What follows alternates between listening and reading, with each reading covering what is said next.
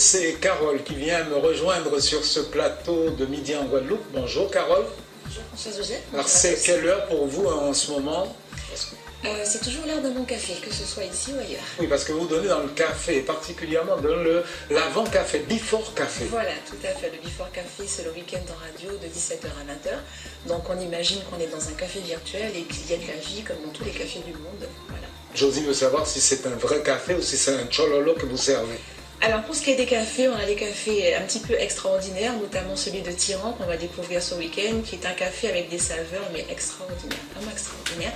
Et il n'y a pas de chololo chez nous. Mais en fait, le principe de l'émission, c'est justement, vous êtes tenancière d'un café et puis vous recevez du monde et chacun est dans son atmosphère café. Absolument. Quel que soit celui qui vient. Quel que soit celui qui vient, le café, c'est soit un prétexte, soit une conclusion, soit un objectif aussi, aller prendre un café avec quelqu'un qu'on aime bien, prendre un café après avoir fait un sale boulot. Donc le café, c'est vraiment un moment incontournable dans la vie de ceux qui pratiquent. Et quand c'est pas le café, c'est le thé. Quand c'est pas le thé, c'est un lait à la cannelle, par exemple. Ah là là, si je vous disais ce que Josie me souffle, elle me souffle de chanter couleur café. Mais on ne peut pas chanter ça, surtout quand la voix est cassée comme ça. Il faudrait un bon café. C'est ce que vous suggérez d'ailleurs à vos invités.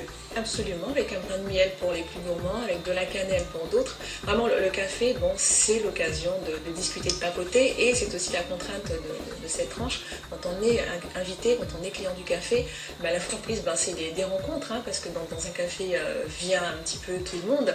Donc rencontrer des personnes qu'on ne s'attendait pas à croiser, parce qu'on parle de café, c'est sympathique.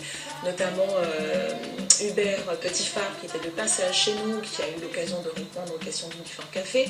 C'est aussi l'occasion de rencontrer les fans réels. On est allé à la rencontre de plusieurs fans de la page Facebook de l'émission et on les a fait se rencontrer. Donc ça donne naissance à des moments magiques et uniques qui n'existeraient pas s'il n'y avait pas de Before Café. Finalement, ça change la manière de faire la radio. C'est une radio encore plus interactive. C'est pas simplement le téléphone.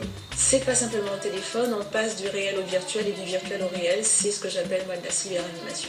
Et qu'est-ce que vous aimeriez leur suggérer dans l'émission de ce week-end? Eh ben, ce week-end, on va parler forcément café, mais on va aussi donc aller à la rencontre des fans, les fans de l'émission, mais aussi les fans de la radio. Je suppose que tout le monde connaît maintenant Bernard des Abîmes, pour tous ceux qui sont des aficionados de la radio. Donc, les fans de la radio. De la radio.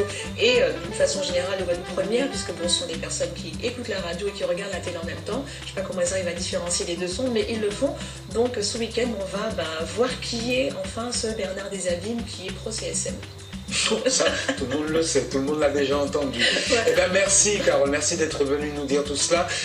Restez avec moi, on va parler de tri sélectif, c'est dans notre Service Plus.